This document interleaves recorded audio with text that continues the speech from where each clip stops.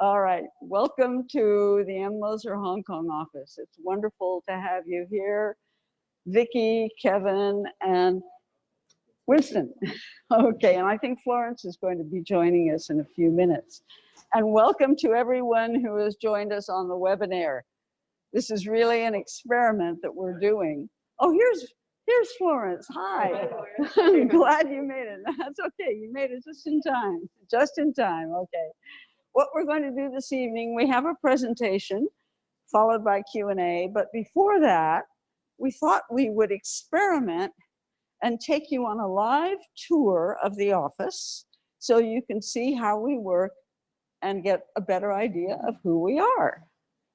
Now, we have been here for almost 4 years, but before we came here, we did a 6-month study in our old location to figure out how we want to work together. And this is the result, very informal. You can see that we've taken advantage of the greenery outside, and we have greenery inside as well. And so it makes a very lively environment. Now, oh, I forgot to say one thing. For those of you on the webinar, please remember to submit your questions. I think there is a chat box or a Q&A box or something like that for it, okay? So let's proceed. You can follow me around and I will show you what we do and how we are. This is one model, the Western Academy of Beijing, outside of Beijing in China. And as happens with so many projects in China, I'm sure you know, we'd completed the schematics and then the client couldn't get the land. So it's a lovely model. I'd love to see it built. But over here, you can see something that is being built. This is a model of the Lenovo project that we're doing in Shanghai. Sung can tell you a lot of details about that, where we have created a courtyard arrangement of 3 new buildings and the renovation of an existing one, creating a really important place in the whole neighborhood environment. And if you turn around, this is some of our colleagues working from home in London. They've sent us a video, and this is the way we can keep connected with our fellow colleagues in London. They unfortunately haven't been able to go back to the office yet, but they're working from home and exercising too. There you can see, getting a little exercise.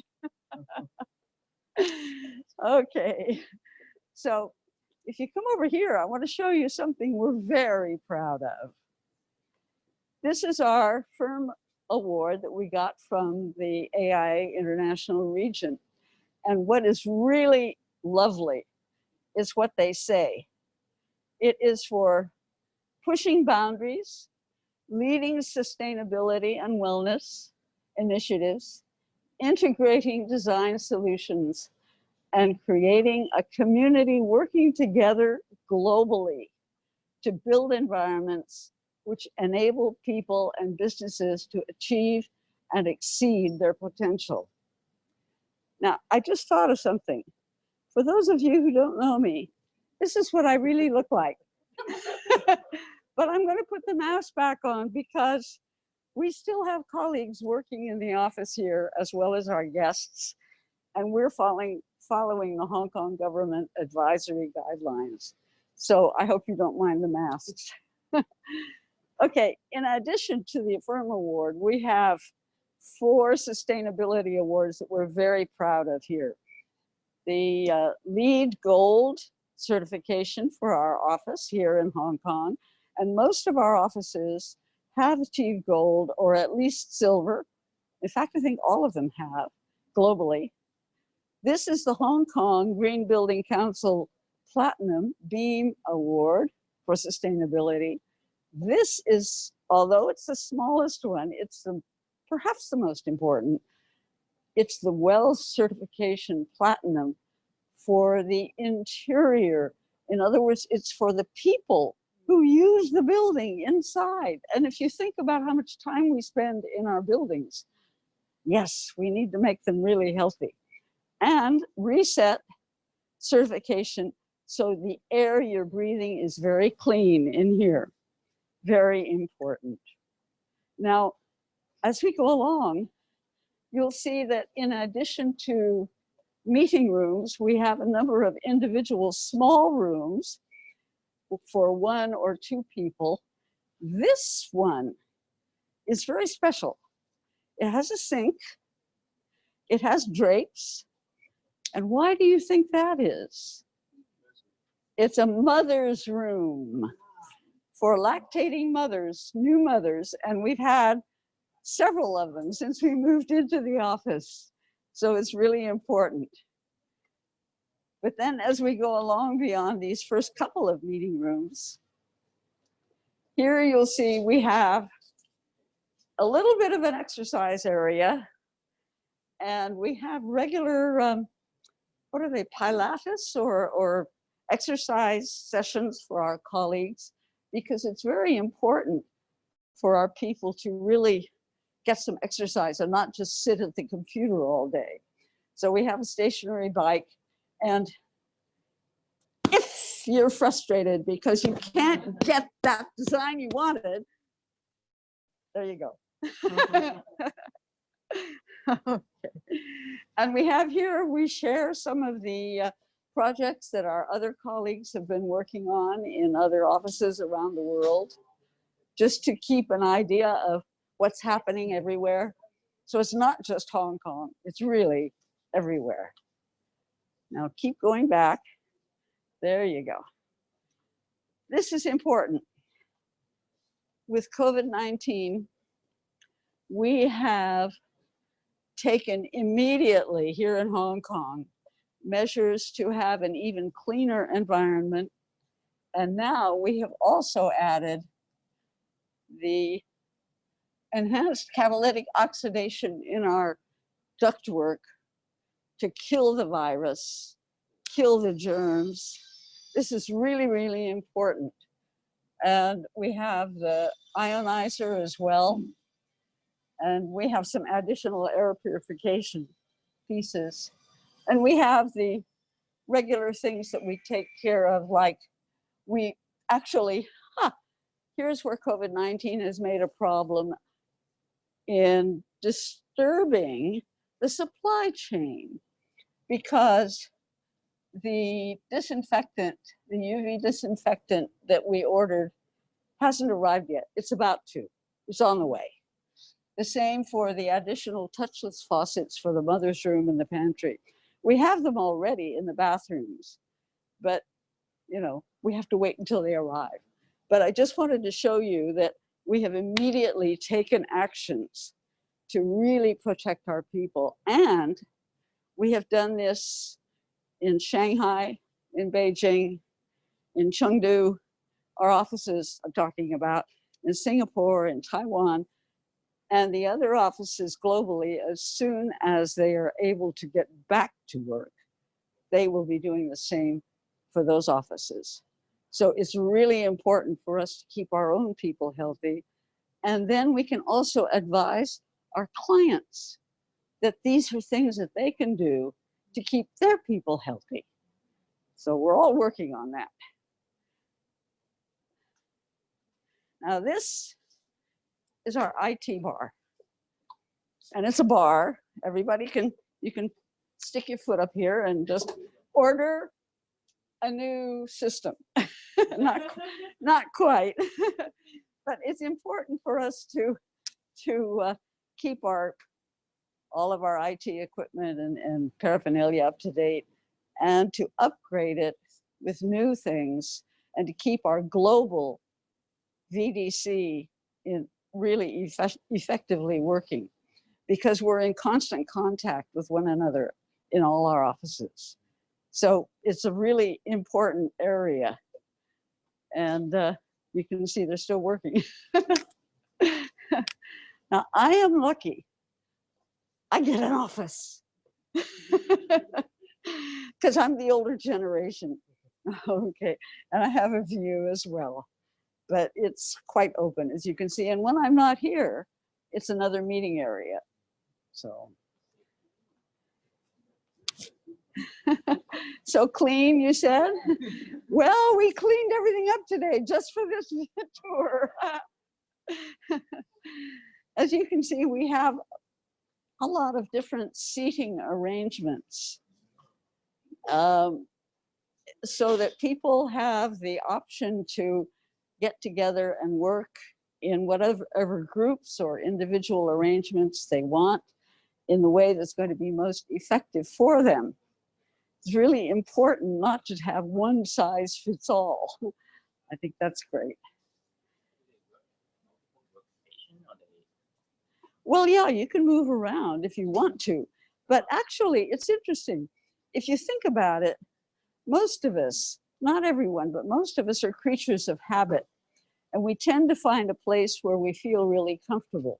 So I would say that maybe 85% of our people have kind of decided where they want to be most of the time, but the other 15% move around all the time. So it's optional, whatever works best. I think that's the important part. Whatever works best. And you can see we keep trees inside as well. Now over here,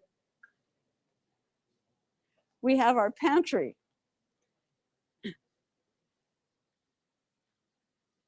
And of course, as you know, food is very important, particularly in Hong Kong. So we always have fresh fruit, good things for people to eat, to keep them healthy. And as you can see what we've written up here, we're providing during this COVID-19 episode, we're providing free lunches, including Chinese soup twice a week. Okay. Because it's too difficult, even though there are a lot of places to eat outside, it's too difficult to go out, find a place where you can have your social distance and get what you want. So we have this is not just for eating, we have people work here as well. Sometimes people would prefer sitting here. And here, a remote phone charger. And we're going to probably be putting more of these around in the office because you don't want to have to run out of juice or find a place to plug in. So if it's available where you're working, it makes it a lot easier. It's very important. Now, we often have presentations here, particularly at the end of the week, and of some of our colleagues talking to each other and what they've been doing. We also have suppliers come in and show us their new materials, the new equipment they have. As you can see, we draw on the walls all the time. And so that's our library over there. And this is one of our meeting rooms. This is our Beethoven Room. Now we have named the meeting rooms for geniuses to inspire us. And this one, as you can see, Beethoven said, to play without passion is inexcusable. And you can see there how we draw on the walls all the time. It's really fun to do that and important. And we have lockers for people. Instead of having fixed desk locations, everybody has a locker, and those are scattered all around the office in different spots. And then over here, we have more people working in teams. And what I'm going to show you, if these gentlemen with the camera don't run into it, this is our wormhole. Hi, hi. That on the right, that is our Guangzhou office. On the left, is Shenzhen. On the left is our Guangzhou office. Okay, that's our wormhole. It's the first one we have here in Hong Kong. We'll probably have a few more. We have one also. Hi guys. We also have one between our Beijing and Shanghai office. And it's really important because it helps people feel connected and feel that they're really working together. This is very important for us because Our Greater Bay Area teams are not in 3 different locations. They're in all 3 locations, Hong Kong, Guangzhou, and Shenzhen. And these guys you see on the screen work with these guys in the office together on projects. This is fantastic. Is this on? It's on all day. Wow. It's just there. Really feels seamless. Yeah. It's really important. It's a great way of connecting. Thanks, guys.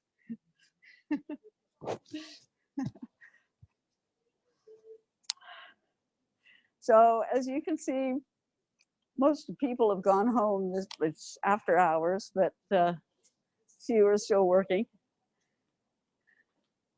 And we work in project teams. And that's why we connect so much. We don't have departments, we have project teams with everybody that you need on a project getting together and working on that project, collaborating and integrating their ideas and their needs. More individual rooms here. Lots of layout space, of course. And we have engineers, as you know, we have in-house engineers as well. Not structural, but MEP and IT. And they work with the teams, the project teams. And then if they want to just get together themselves, they have an area there for themselves too. Now, every office, every business has admin and finance, and so do we. They've all gone home this evening, which is nice. That's okay. Generally, they can get their work done. We're the ones who have to work so much longer to get our work done. That's always the case, right? And they have lots of filing space there. So we're nearly finished, but I want to show you the corner up here, which is the most important, actually. This is the corner that Sung has dominated with our architectural creative work. And we have a 3D printer so that we can play around with things and do massing studies. This is for a project. This is for a project in the Philippines. You can see the larger model there. That's what was finally decided. But actually, to tell you the truth, it was a lot easier to do the massing studies on the computer. But these are great toys, right? They're like little cars. So, okay. So that just about concludes. There's one more model I want to show you over here.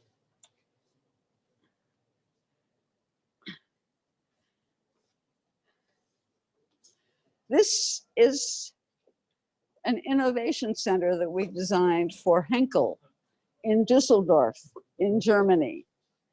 We have done a number of projects for Henkel in China. And although we don't have an office in Germany, they felt that we really understood what they were trying to achieve. So they asked us to design this for them. And we worked with a German local engineering firm, and it's now in construction. So we're quite proud of that. So we find a way, even when we don't have an office in a location, we find a way to get the work done. Okay, so that concludes the tour. And now we'll go into the Einstein Room. And Einstein always reminds us to be passionately curious. And we're going to have a little something to drink and something to nibble on. And so those of you who are joining us virtually, please, you have something to drink and something to nibble on. And then we will get to the presentation. Okay? Thank you. Thank you. Okay.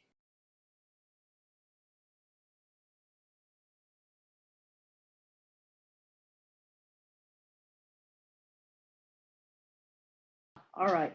This is a story that I told at the AIA International Region conference in November when we received the Firm of the Year award. It's about the story of growing from Hong Kong into China and then globally.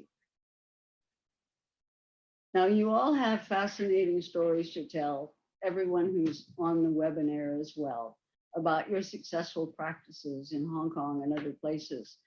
But perhaps some parts of our story will resonate with you. Over the years, there have been 4 drivers to our growth. Now, keeping good people and responding to client demands are pretty obvious, but geopolitical events have had a lot to do with our starting in Hong Kong in the first place, and they have continued to influence our growth. As our focus is on the workplace, from interior floors to company headquarters to corporate campuses, the increasingly rapid change in the nature of work continues to drive our growth. And as we come through COVID-19 pandemic, it'll be fascinating to see how this changes again. Our story starts with 2 geopolitical events that happened within the space of a year. Now, before I came to Hong Kong, I had been living and working as an architect in Tehran, Iran, for a number of years. And then in 1979, Ayatollah Khomeini took over the government of Iran. As an American, I was no longer welcome. As a woman architect, it would not be possible for me to continue working. I even received Yankee go home phone calls. So it was time for me to leave.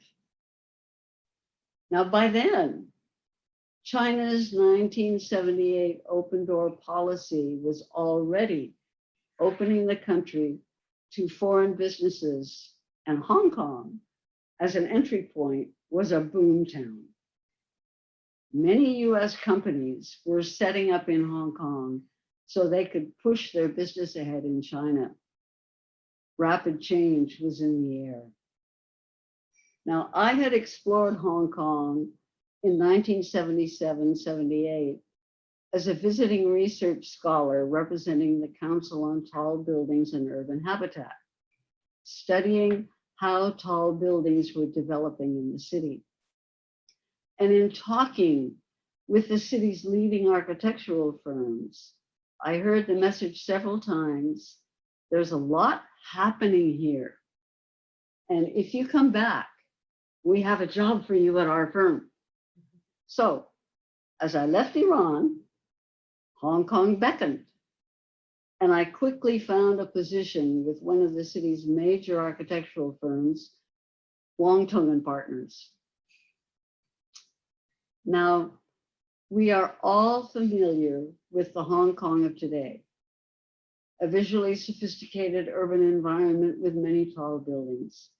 But take a look at that smaller white building behind the Ferris wheel, Jardine House, previously known as Hong Kong Center. It was the tallest building in the Central District when I came to Hong Kong 40 years ago. Now it's dwarfed by high rises.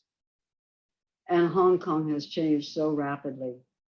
And as Hong Kong grew into an international city, and Moser Associates also grew into a global firm. So the stories are intertwined. Now, seeing that US companies with their eyes on China were establishing in Hong Kong and needed office facilities, in 1981, we started our very small firm with just 3 people. As an American architect, I understood what these US companies really needed, and by 1981, understood how their projects could be delivered locally. Being a member of the AIA was invaluable because clients equated it with professionalism and integrity. But there was one strange thing. They always assumed we represented a US-based firm and were quite surprised to learn that we had actually started in Hong Kong.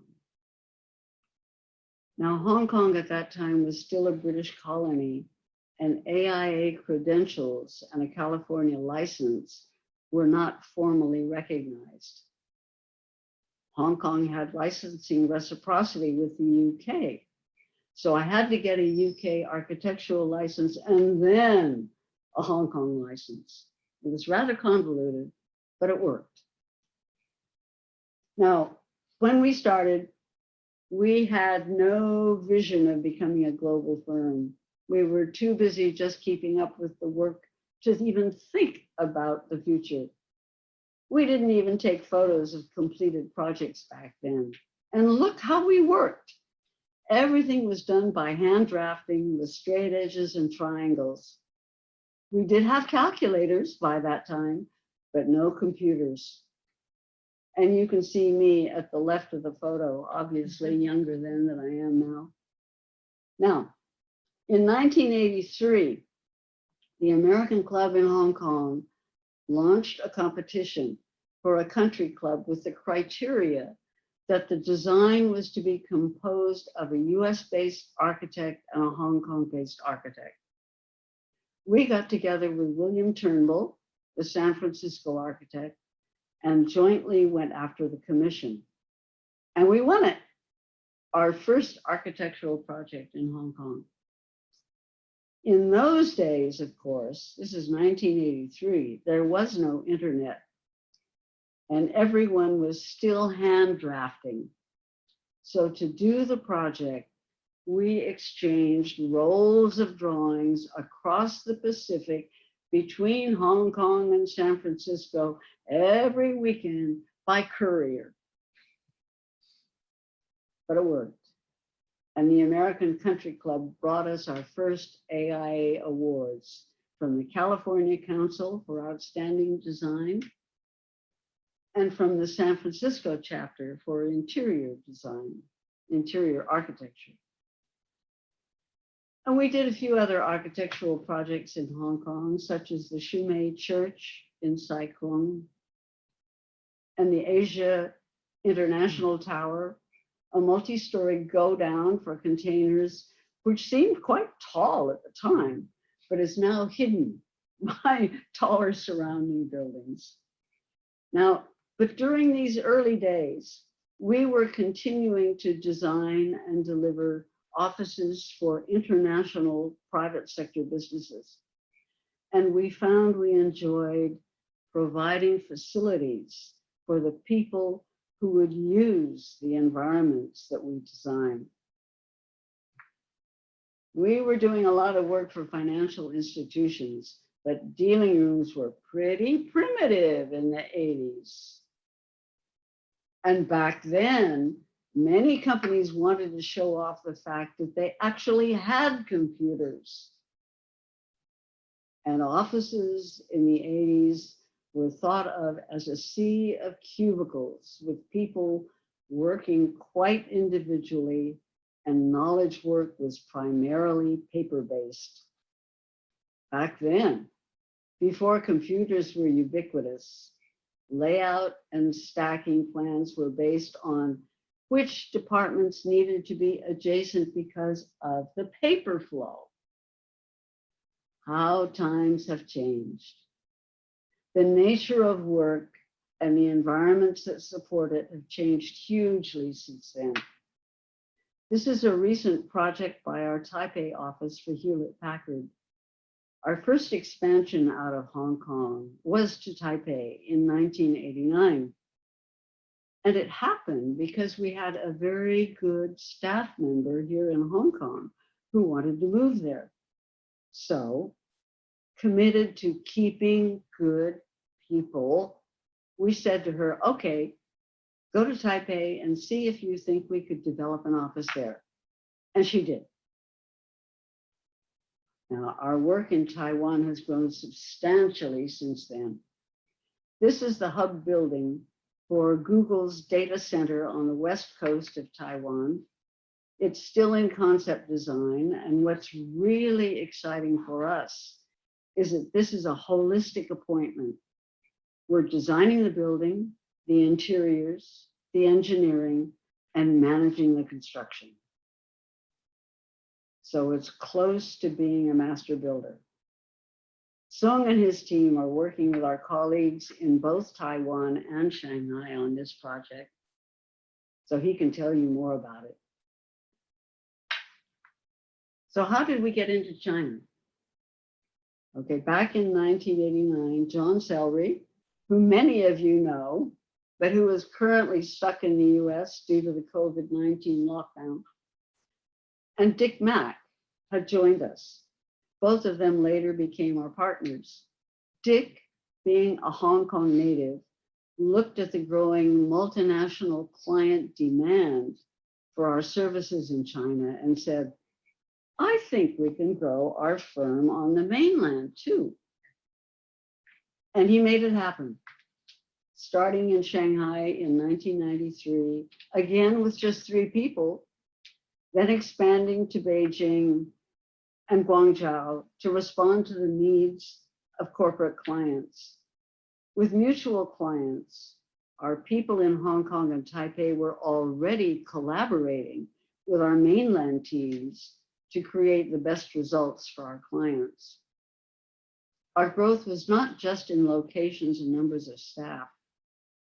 As we had done in Hong Kong, our services expanded in China to include engineering, IT infrastructure, and workplace strategy, as you can see in this recent facility for PricewaterhouseCoopers. Shanghai is now our largest office globally, with a history of projects for many multinational clients throughout China, and now more and more for Chinese private enterprises as well.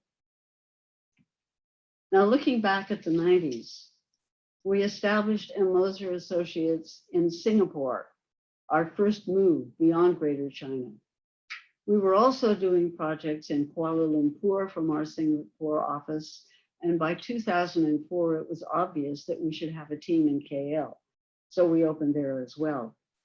Now, in the early 2000s, the nature of work for multinationals began to embrace an even more open culture with a conscious focus on providing amenities in the workplace itself. For this project for Nokia in Singapore, done in 2005, gosh, that's 15 years ago, isn't it? With our combination of design and construction management, we punched through the slab and modified a typical commercial building to create linkages and to bring people together. Now, this project was important because the success of that project led to Nokia asking us to design their major campus on a greenfield site in Beijing. John Sellery can tell you the stories about this project, but the short version is that we tried twice to decline because at that time we didn't have architectural capabilities in China itself. But the client knew that we take responsibility for the end result. So they asked us a third time, and we finally agreed to be the lead consultant for the project. It was a collaboration of our colleagues from our Shanghai, Hong Kong, Singapore, and Beijing offices. Designing from the inside out to make sure the workplace would function effectively. We brought in Arup for the base building, architectural detailing, and engineering. But having developed our lead design and certification services by then as well, we also made this the first LEED Gold certified commercial building in China. Now, by 2000, we had grown substantially in Greater China and Singapore, and we had also grown in terms of the services that we could provide for our global clients.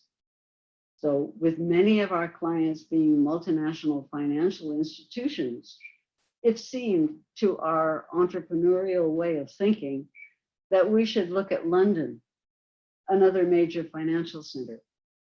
We opened in London, and sure enough, many of our global clients, plus UK and European clients we had not known in China or Asia, responded to our holistic architectural approach to designing and delivering the workplace. This one, for example, is a project we did for Bloomberg in London. Now, with the growth we had in China and Asia, we had actually never considered going back to the US, even though that's where I came from. But in 2002, the importance of keeping good people actually led us to New York. Our colleague, who had been leading our Shanghai office for several years, decided with his family that they should return to New York for their kids' education. That's Robert Ma. Rather than lose a very good colleague, and considering that so many of our clients were US based, we decided to go with him and open in New York. What we've learned is that it is harder to find new good people than it is to find new good projects. So stick with your good people. Now, going to the US has been an interesting learning experience. The approach of holistic design with one point of responsibility that supported our growth in China and Asia was and is today quite different from the US architectural industry's siloed approach. But we have found that clients like our approach, and as a result, we're doing many interesting projects.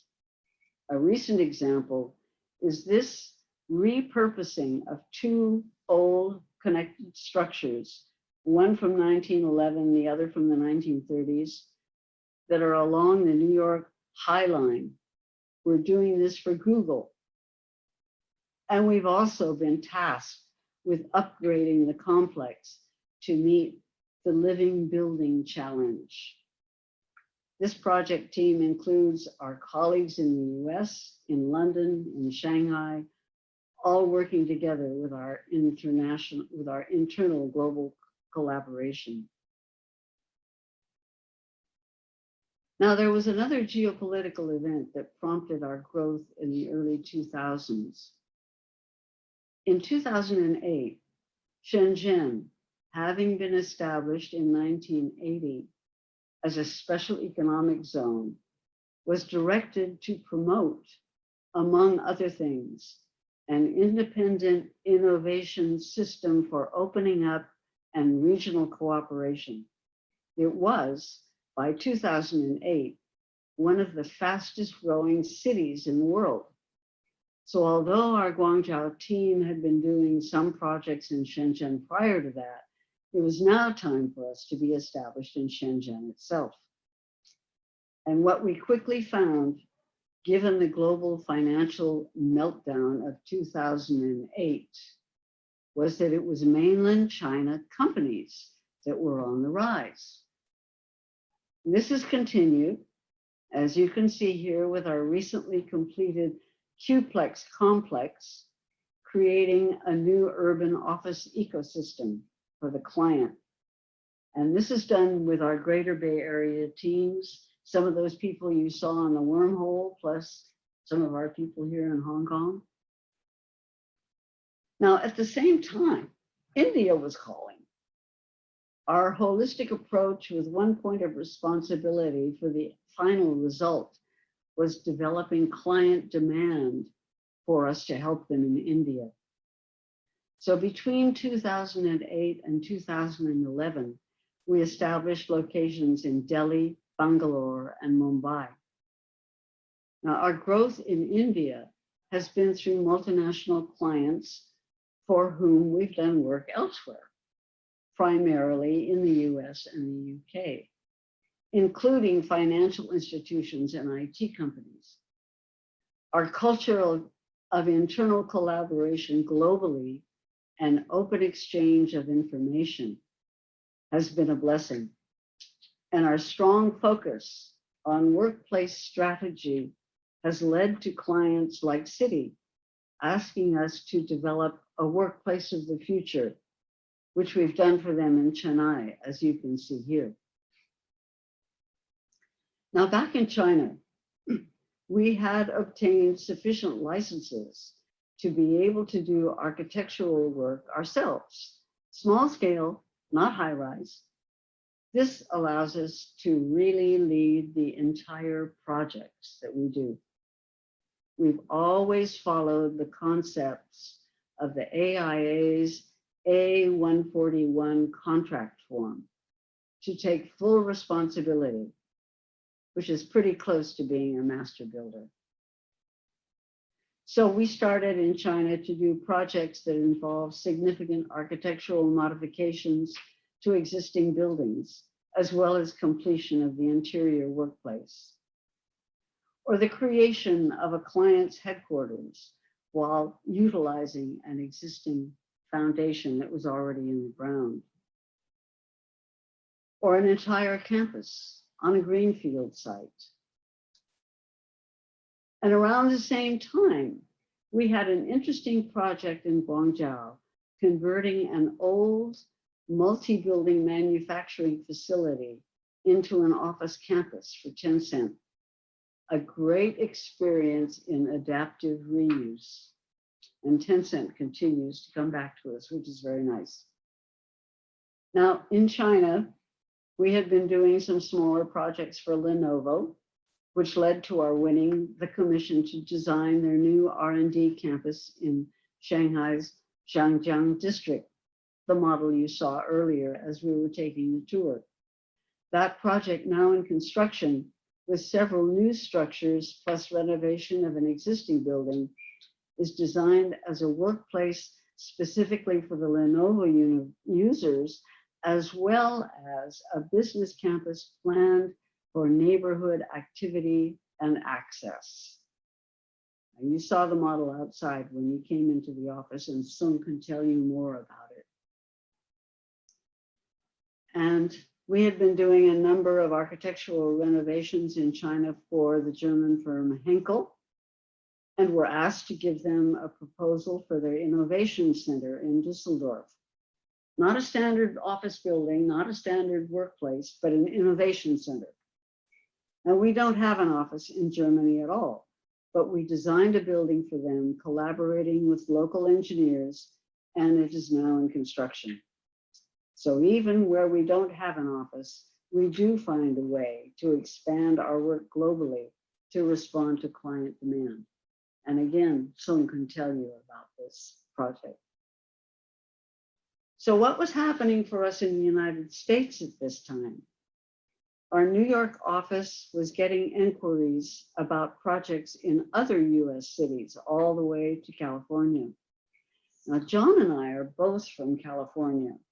So we decided that the best way to cover the US would be to have a team in California too. San Francisco was the logical choice, with many of our global IT clients being in Silicon Valley and with easy travel connections to Asia. Now, we've been doing some exciting projects in San Francisco, such as this major facility for Stripe. And through the collaboration of our teams, we're continuously connecting with our global clients. Oops, how can I go back?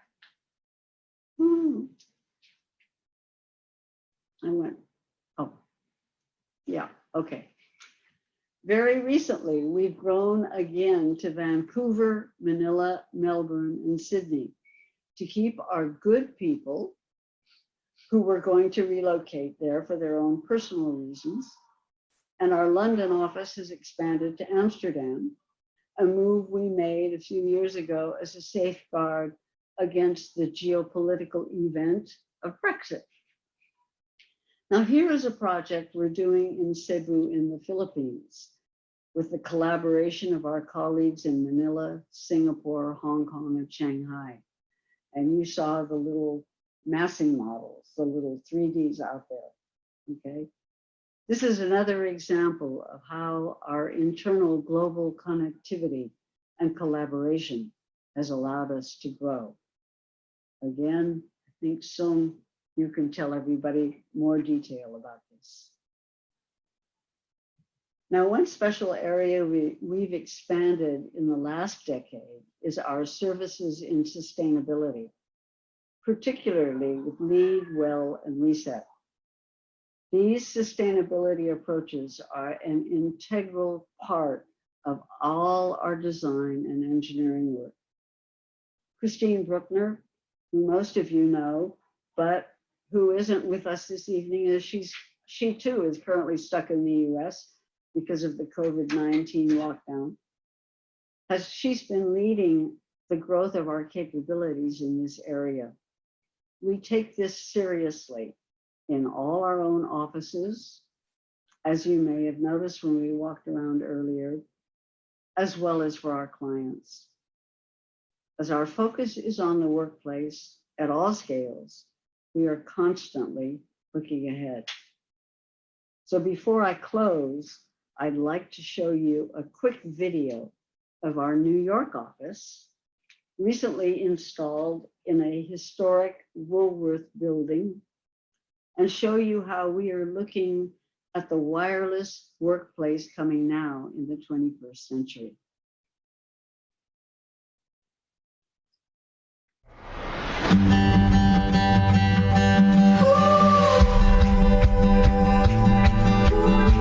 We think differently about people at work. It's not just about creating a workplace, but a platform for real people to solve the world's most difficult and pressing issues. This means creating physical environments that support creativity and productive working relationships, digital environments that intuitively connect people and ideas into communities, and a cultural environment that enables authenticity, supported by tools and methods to promote high performance.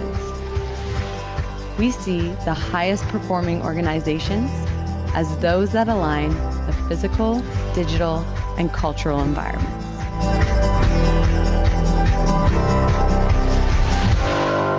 You'll notice there are no plugs on the floor, no place to plug in. It's wireless. Okay, so we're looking ahead to the future. Thank you very much. Thank you.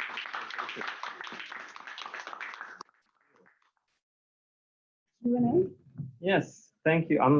I work here, but I'm always inspired just to see this.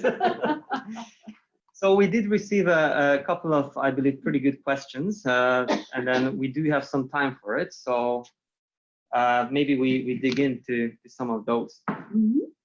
One of the first question was, how did M. Moser work with multiple countries and jurisdictions? It's hard enough to master one country, and then you have 20 countries in your list. We don't have 20 countries, we have 21 locations. Okay, but it's still global, okay. And each one will have different guidelines. So we have to find a balance between global approaches to design and the local implementation aspects. We always need someone on the ground to actually get the thing built, whether it is one of our own people or whether it's someone from a third party that we are collaborating with. So that's the way we do it. Great. Another one here, a bit of a start. I really admire M. Moser standing behind their design with design build. What advice would you give young firms looking to make that transition? How do you budget for your first errors while maintaining a level of transparency with clients? Okay, so you always have to eat your own mistakes. Particularly with design and build, there's nobody else to blame. That's what we do. We take the single point of responsibility. So that said, the transparency of open book design and build really allows the client to see what is happening all the way along. There's nothing hidden. And so that is the best way, I think, to avoid mistakes and avoid errors. Okay, questions that keep coming, so they just testament the technology works. For younger firms that have no exposure, how do you market yourself to reach new markets or countries? What advice would you give? Well, your happy clients are your best marketers. And very often clients, for us, we tend to work with multinational clients. So they have their connections through their own organizations and word gets around. That's really the most valuable way. The other way, of course, is to participate in industry events.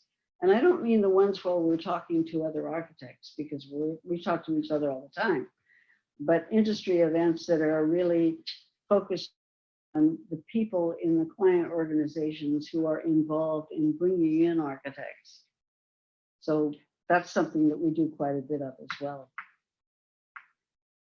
There is one which really relates back to the current situation. So now that so many people are working from home, will corporations consider downsizing their office and let people continue to work from home and reduce their operation costs? Or will offices grow to allow more social distancing? Not likely in Hong Kong due to the rental costs, but elsewhere. Will cubicles come back? I guess that's the joke part. That's a long one, okay. Well, I think that the office itself will become more and more an area for collaboration, for getting together, and not for doing individual work. As long as we have the technological connectivity and we can work from anywhere, then individual work doesn't have to be done in the office with everybody else, okay? So that is probably going to create a change. So the office itself will probably become more predominantly meeting areas and collaboration areas rather than individual work points. Does that answer it? Yes. Okay. In the meantime, so I'm screening the questions, and then we did receive quite a few complimentary feedback on the office tour and the office itself. I just wanted to that's very nice. deliver that, and thank you very much. Thank you. Another question here is, with over 1,000 staff in over 20 offices, 21 as you mentioned, how do you maintain such consistent quality of design and execution of your projects? Who has the final say on design decisions? In short, what is your secret sauce? In short, the secret sauce is finding good people.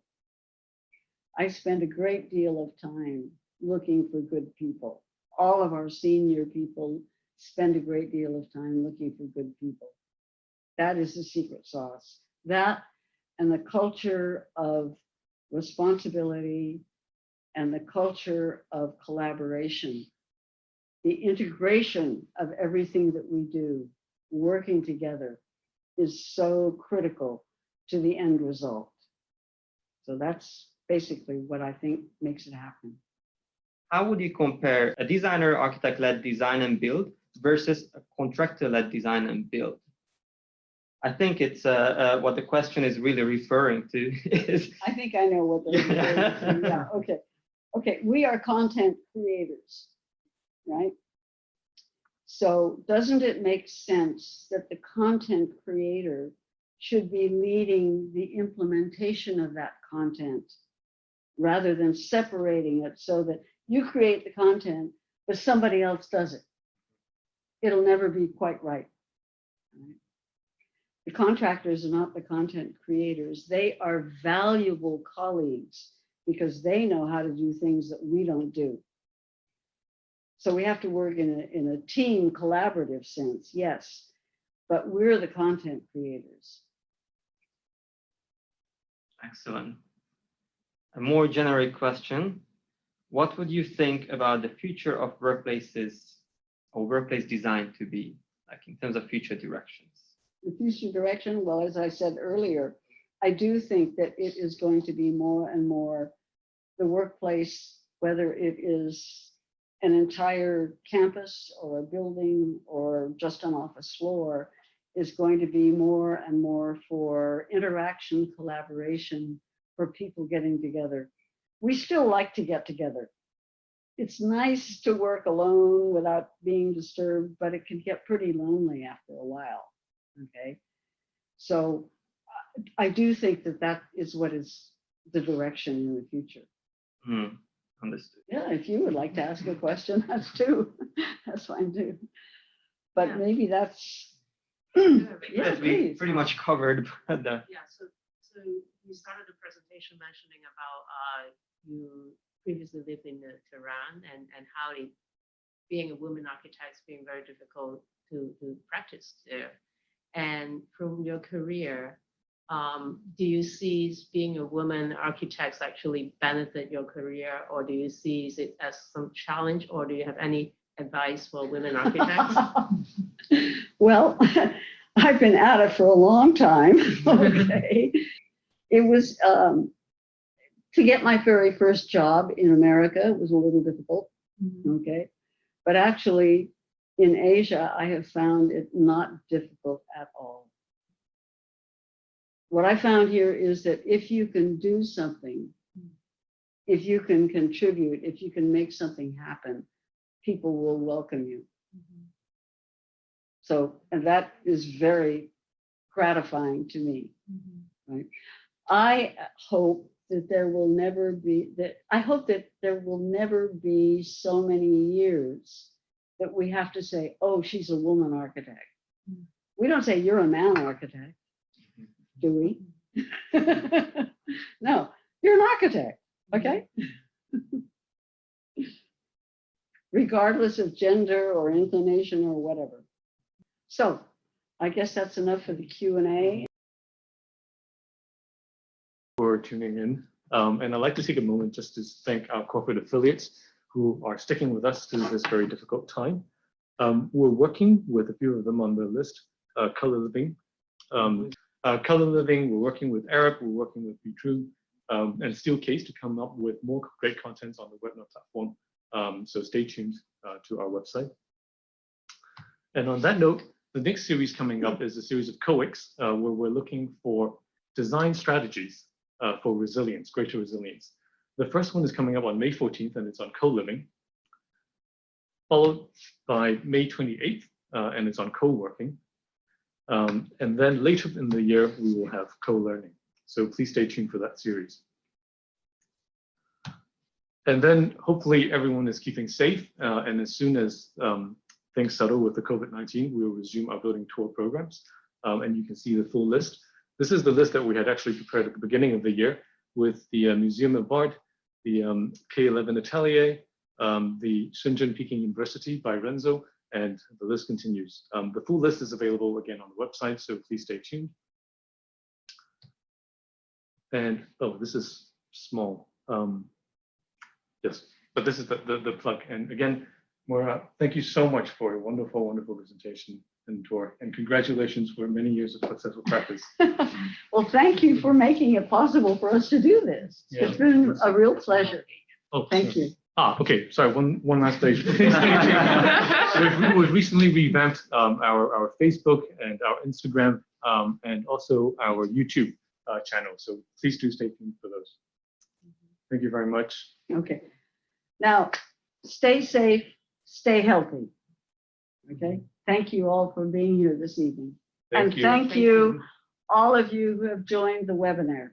I hope you enjoyed it. Thank you. Thank you.